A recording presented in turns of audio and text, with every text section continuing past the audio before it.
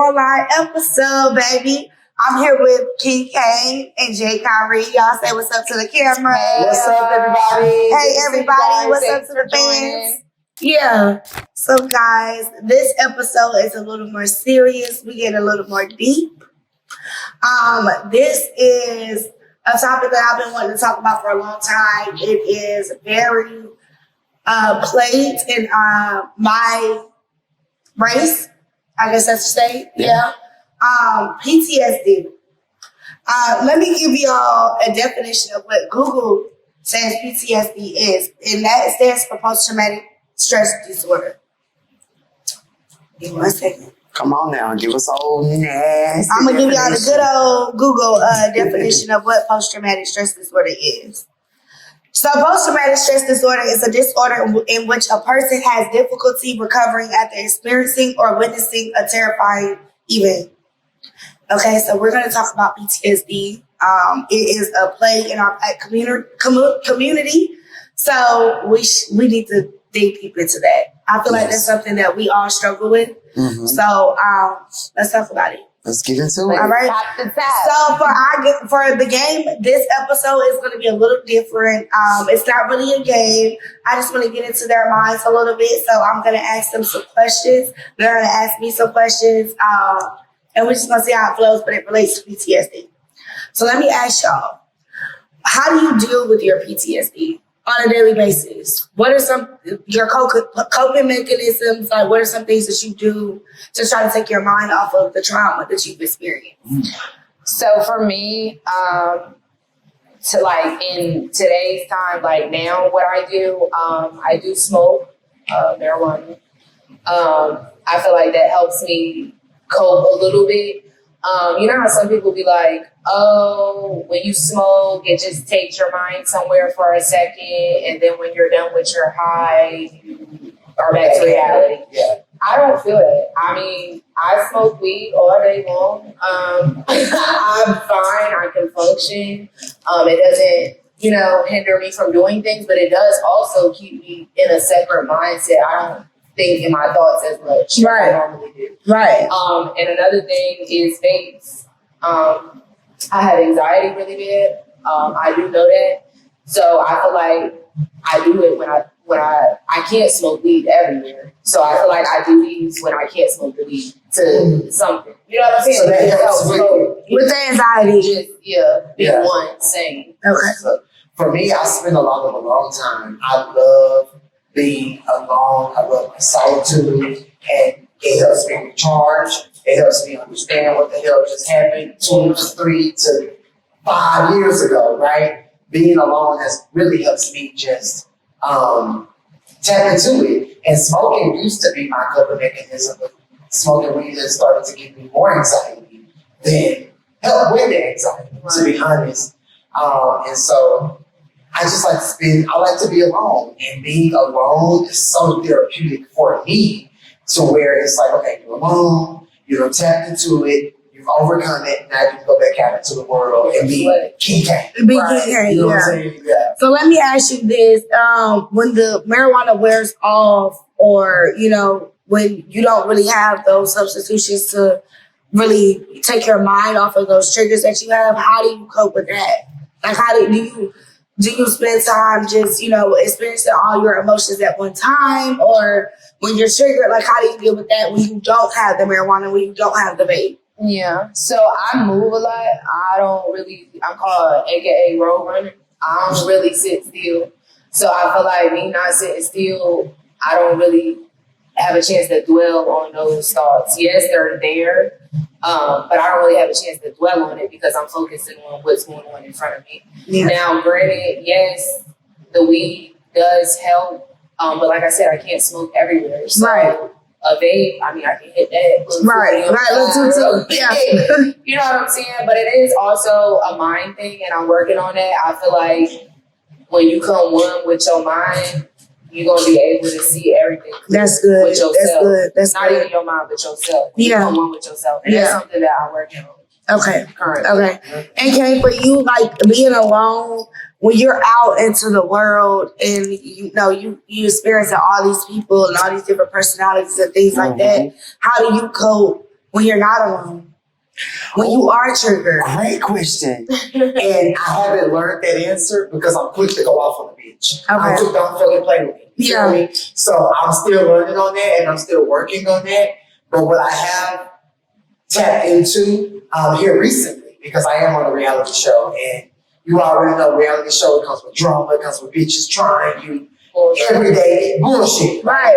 So what I have tapped into is let me hear you out completely before I respond. Normally I would just go off. Yeah. Nowadays I'm like, let me listen to what the fuck you say, even though I know it's BS. Yeah. And then I will respond. Right. But yeah. I'm trying to learn to not even give people that. Okay. You know what I'm saying? Because everybody wants your energy. Right. You know, and you can't give a bitch your energy. That's true. That's true.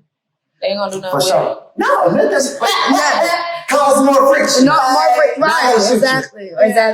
I agree. Yeah. I agree. So I have a question Yes. for both of you. Do you guys ever find yourself avoiding people, situations, places based on PTSD? I do that a lot. I feel like my ghosting phases are because I'm trying to process. So say for instance, if I get in an argument with somebody, right? Yeah. Or somebody that I truly care about and somebody that I truly love, I have to take a step back. Me doing that is me not communicating with that person for a couple of days, processing the situation, which of course I had to learn to get to that point. Yeah. Like you said, Kane, I would just be one to just jump off the handle. Mm-hmm. But I think that me knowing that I have anxiety and me knowing all of these triggers that I have and all of this I come with, I may not be the best person to deal with sometimes when it comes to situations like that when I'm triggered.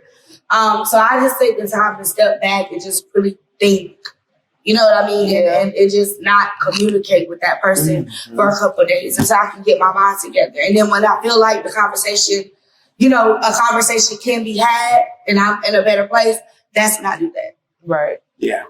And I can speak to that because you've done that, before. Mm-hmm. And I think that that's beautiful to know that, damn, I'm triggered and I cuss your ass out, bitch. Yeah. So let me do you a favor. Yeah, let me do you a favor. Yeah. I'm going to put you when I feel better. Yeah. But for me, I remember growing up, I used to have PTSD going into the barbershop. Wow. Because, it's so much masculine energy.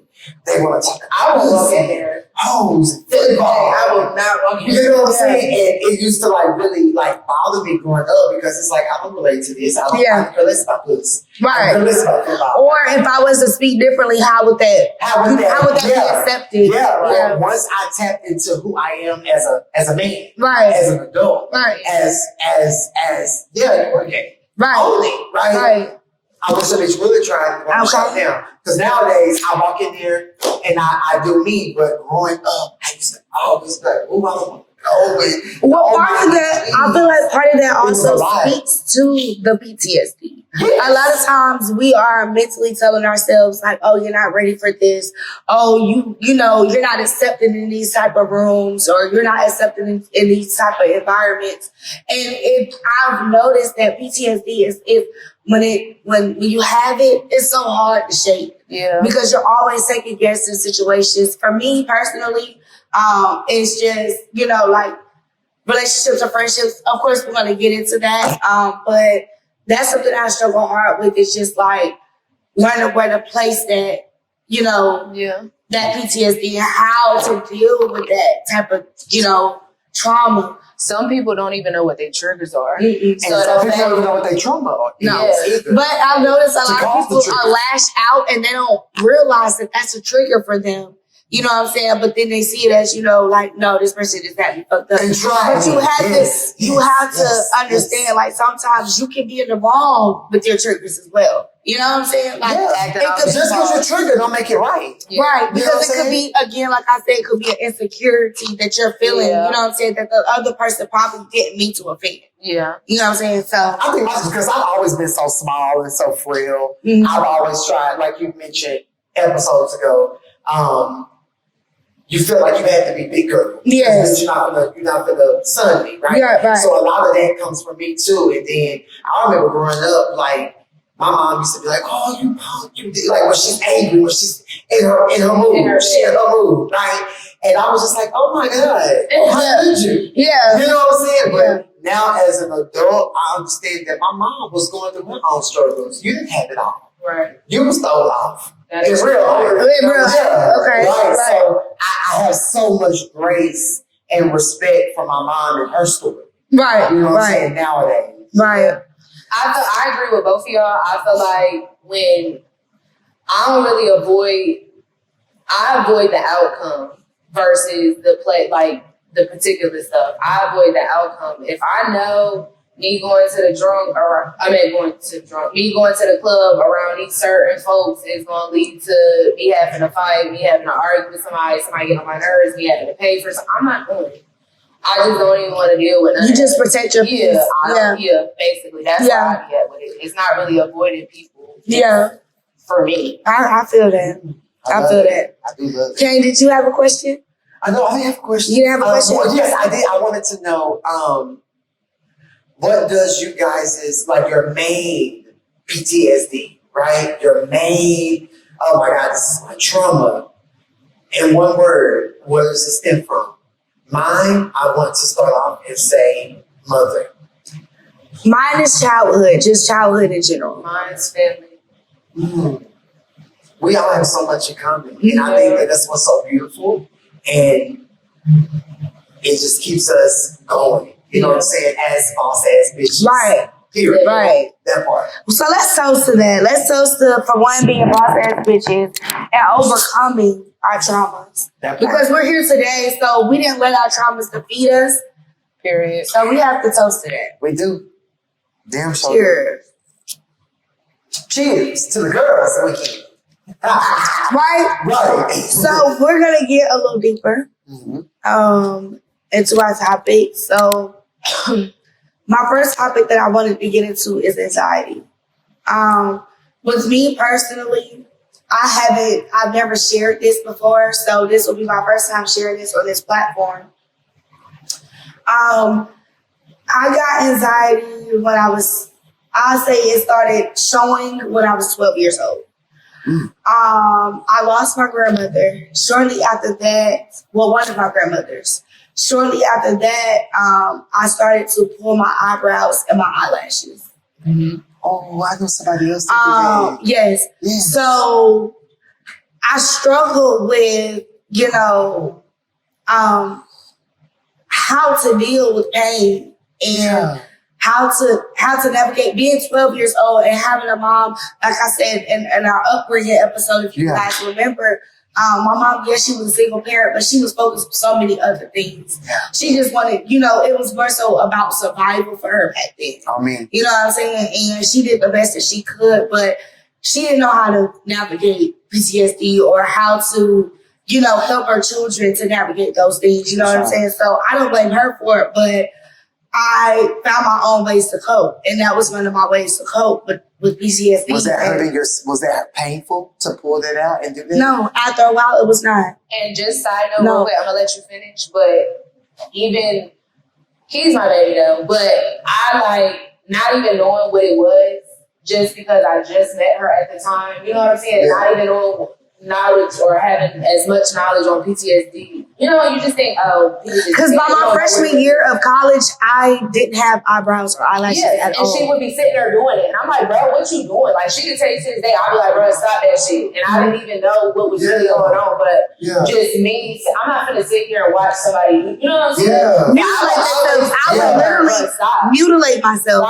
It's just like watching somebody burn themselves. And it made you feel better. It made me feel better. So and it got to a point where I didn't even notice I was doing it. It would be situations where I would be triggered and I would just go to doing it. And that's what she would say. So to this day, I have no eyebrows, no eyelashes. I can't even tell. Yeah. So, because I do them myself, over the years, even as a teen, I had to learn how to do my eyebrows because I didn't want people to talk about me or, because I didn't want to have to open up to what I was dealing with. You know what I'm saying? So, was it painful at first though? It was painful at first, yes. But then you adapted to the pain. I adapted to the pain. Yeah. So, there's a show on Netflix called Jenny in Georgia. Yes. I've seen her. And she burns herself down here. Yes. Yeah, so kind of that same. Oh, bless her heart. Yep. Yeah. So do you feel like you're better nowadays as a grown woman doing her thing and moving forward? Honestly, Kane, it's a walk in the park. I mean, not a walk in the park, but it's an everyday walk for me because I still have moments where I still do it. Wow. I still do it. But I have those times where I say, okay, listen, I snap out of it. I say, stop. You know what I mean? So I am catching myself a lot more, but yeah, I still do it. But it's something that I struggle with, on a daily basis. And so. Yeah. So I want to open up about something really quick. So in 2021, as you know, Jay probably doesn't know, but I was in a horrible car accident. I went home to Texas, a 2-day trip. For your birthday? For my birthday. A 2-day trip turned into 8 months. Me and my sisters were in a horrible car wreck. My neck was broken. Mm-hmm. I broke my seat too. I had a fucking broken neck. And so nowadays, I don't even take highways. I'd rather just take the roads. It may take me 10, 15 minutes extra, but it's my peace of mind. Yeah. Because that shit fucks you up. When you're on a highway minding your business and a big ass truck just come out the blue, knock you off your route, and you get fucked up from that shit. Yeah. Especially when you wasn't expecting it and when you had plans. So that happened September 3rd. My 30th birthday was September 22nd. I brought in my 30th birthday with a broken neck and a goddamn cast. And it was just very, very, very, very hard. I felt so alone. I felt so dark. You know what I'm saying? I was all my hoes. Wasn't nobody there for me. God was trying to say reevaluate. And he set me the fuck down. Yeah. And he preserved me. Yeah. And he's like, because I was doing a lot. You were clear. And I was fresh in Atlanta, and he was like, let me get you right back on track. I'm going to save you now. Yeah. But I got to let you know some shit. And even being with my family for 8 months, so much shit happened with my family, and I was just so grateful that I was able to be there. Because I would have been there. I would have been in Atlanta and lived my life. Right. You know what I'm saying? So I can relate to that. I've never really harmed myself, but I do think it's harming myself not getting on the damn highway. Get your ass on the highway and get there where you need to be quicker than taking 40, 30 minutes to get there. You know what I'm saying? Yeah. So what I will say is it's working best for you right now. Do what you gotta do. If it take you 15 minutes, honey, you've been doing. So or maybe find a time where there's not traffic and just test yourself and just go on the highway and see how you do. You're right. Y'all right. Oh, will you drive on the highway with someone else? Yeah. Okay. Yeah. Oh, yeah. So then you can. But I just sit in the back seat. I don't need to see the road. I don't want to sit in the front passenger seat. Let me sit in the bike. And let me just do me. And that's definitely, Jalen could attest to this. Like, I literally, like I said in the, what was that? Your episode back on, when we played the Guess Who game, and I was talking about the accidents. Yeah. That's a true story. That's why I relate to you. Car accidents. Yeah. So, I definitely feel that it took me a long time to be in the car and even to be able to drive on my own. Yeah. And just think about you to have the type of injury I had. Oh my God. I hope this is what, been in a car accident. That's a blessing. Ain't it crazy? That's they're close. Yeah. But get you the fuck up out there. Yeah. That's what's crazy. I've been in like a little, oh my bad, I didn't mean it. Yeah. But car accident, no. That's a blessing, for real. Your anxiety? My anxiety, I don't really know what makes me have anxiety. Like, it's so many things. To be honest, I can't really pinpoint like, oh, this, and this. But I will say anxiety is crazy. Like, it's a feeling that literally for me, it takes over my whole body. Like, my body is tingling, like, from my head to my toes. And I'll be like, yo, like, even when I'm nervous, like, my hands start shaking, blah, blah, blah. And I'll be like, bro, like, my head, I'm like, chill out. Like, where are you going? Like, but it's real. Like, anxiety will really, like, take over you. Your nerves, to your mind, to your brain, to how you function, move, whatever.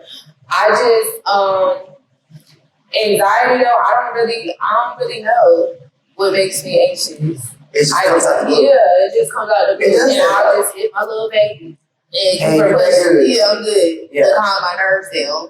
or And are you smoke. triggered at that time? Like, is it something that triggers you that makes you go into these anxiety attacks or whatever the case may be? I don't think it's a trigger. I think it's the situation. Okay. And how it made me feel. Yeah. You know, because you said you don't like the you try to avoid the outcome of things. It's more so nervous. Well, like, I got you. let me attack it.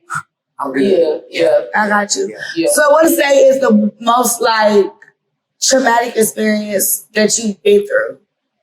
I would say my break. That's the hardest thing I've ever been through in 31 years. Was that? So for PTSD, and I'm just now getting back to me. To you, And yeah. Me. Yeah. For PTSD though, like, do you have that in like the LGBT? Oh yes, like I talked about the barbershops, going to barbershops and just being around a whole group of straight men in general. It's just like, damn, y'all judging me, y'all gonna try. I wish a bitch would nowadays. Yeah. Okay, but back then it was very like, oh my god, like this is just too much for me. I can't.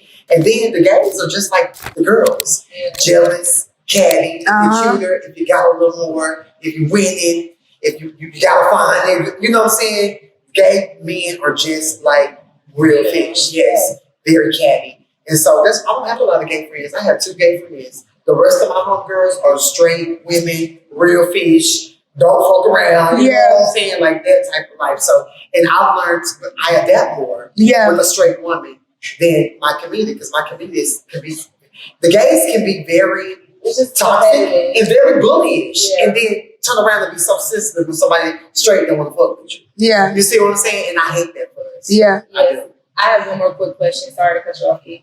But can you kind of share, and I don't want to go too deep, but can you kind of share your coming out? Was it just a smooth sail? Did you have anxiety then? Oh, I think I was 21. My mama had picked me up because I used to do theater, musical theater. My mama picked me up for practice. And I was just like, I'm over this shit. Bitch, I'm like niggas home run. So I was just like, Mama, I'm gay. And she was like, really? You're like me? I said, yes, that's what it means. But she turned around and made it about herself, talking about, oh, I'm just tired of going through stuff. I said, Mama, this is my story. Right. Let me have my moment. Let me have my moment. Just end it. But I never had anxiety. I feel like I've always been me. I've always been out. Yeah. I just feel like my PTSD, like just I think with my upbringing, it's made it challenging for me to make friends and to be in relationships because of what I seen growing up. So, and then because of whatever I've experienced, me being 26, I've been through the ringer with friends and guys and just being used on both aspects. Yes, it's hard for me to meet new people and actually engage with new people. It's very hard. Unless I really know you. You do such a good job with you. I try, but it's like we have conversation, but it would be no conversation after this. Like, we could do this, and then I'm cutting you off after this. Look, I'll see you again next time, or whatever the case may be. But it's never going to be like, oh, we about to go hang out or nothing like that. So I just hope that, one day I'll be able to start new relationships and be able to be in relationships and not have that anxiety of feeling like, is this person going to betray me? Is this person going to do this or whatever? Go into it with that thought. Yeah. You kind of just have to be just let loose.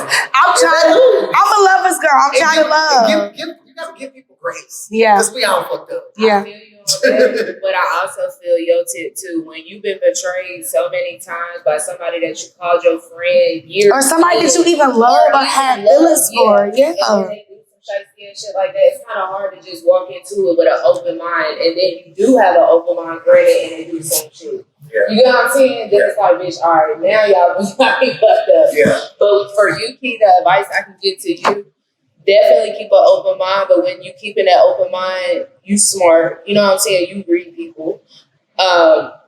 Just read. Yeah. When you see that flag or you see them errors, call them out on it. Because that's what you do till you open. You going, baby, I don't like this. I'm very vocal, very much. Yeah. So speak on it, and then how that person receive it, and give back at what they receive. That's how you dictate. Okay, I'm gonna just put you in this category again, or you know what I'm saying. I feel like that's kind of the best way for you to handle it. Yeah. based off your experiences. Yeah. But I will say, I encourage to our viewers, I encourage you all, if you are struggling with PTSD, that's with your family, with your friends, relationships, even in the LGBTQ community, talk to a therapist, talk to somebody. I know sometimes people say you can't lean on certain people, whatever.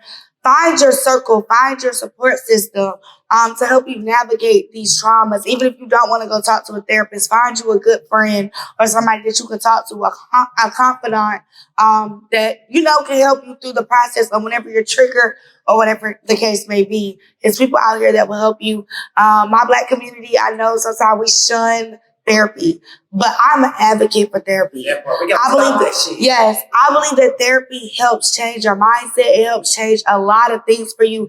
And it also gives you a chance to talk to somebody who's unbiased and doesn't know you, you know what I'm saying, and give you a different perspective on life.